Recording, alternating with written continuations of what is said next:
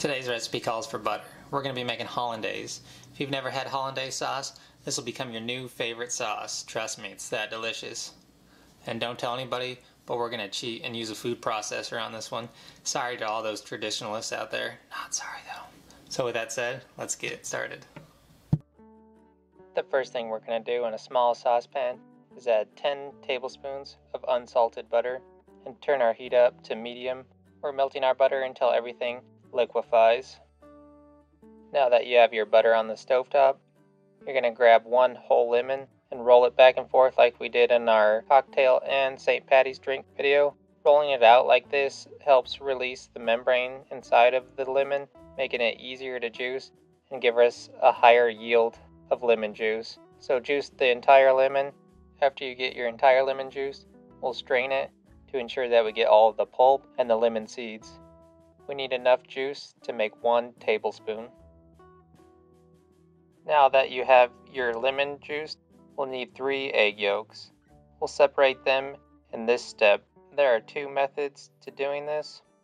First one, crack the egg in your hand and toss the egg back and forth on your fingies, letting gravity pull the whites away from the yolk. Just tossing back and forth.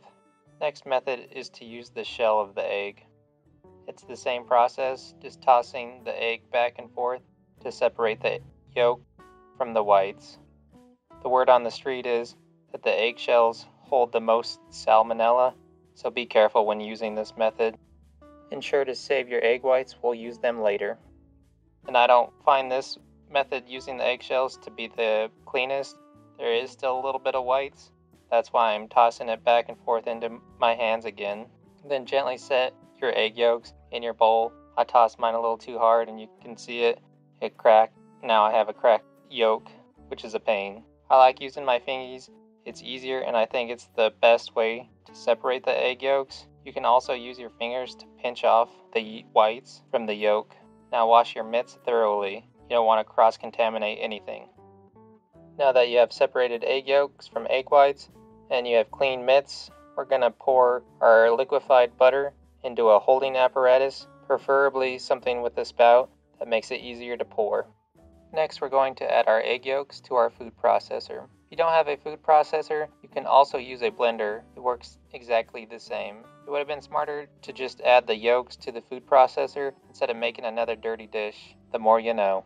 After your yolks are added, we'll go ahead and add 1 tablespoon of lemon juice.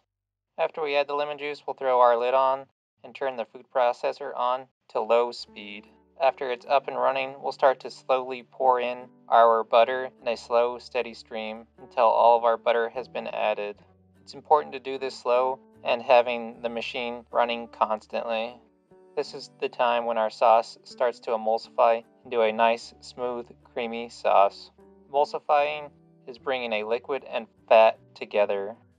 Liquid being lemon juice and also the water in our egg yolks, and of course our fat being the butter. Emulsifying this will in turn make our nice, delicious Hollandaise sauce.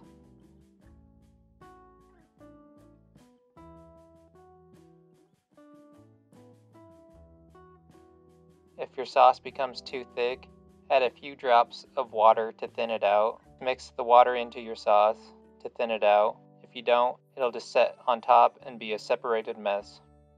Next, we'll give our Hollandaise a taste and season it as needed. Now would be the time to add cayenne or Tabasco if you choose to. I'm going to keep my Hollandaise pretty basic today. Turn the speed on to low again and throw in a few pinches of salt. Mix that until everything is nice and well incorporated together. After the seasoning has been adjusted, serve immediately with your eggs benedict or throw it in a traveling coffee thermal cup to keep it warm until your eggs benedict or whatever you're going to use it for is complete and done. This will help keep it warm so it doesn't thicken up or break on you.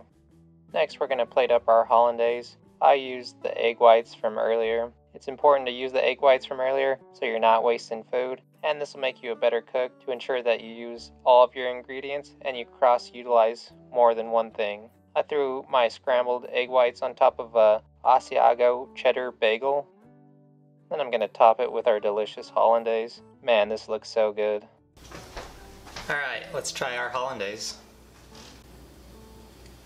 The Hollandaise is delicious. It's nice and rich, it's fatty, it's acidic, it's nice and creamy. It's basically everything you want and definitely makes the egg whites taste a whole lot better. Alright, that's it for this video. Now you don't have to be afraid to make Hollandaise with this cheater method. This is great for eggs benedict, and don't worry, I'll show you how to make the traditional way one of these days. So if you enjoyed this video, give it a like, and also find me on Instagram at TaylorMakes92. Got some arteries to clog, so I'm gonna go find some French fries to dip in this Hollandaise. It's really delicious, trust me. So I'll see you on the next one. Brown. It's acidic, it's super fat.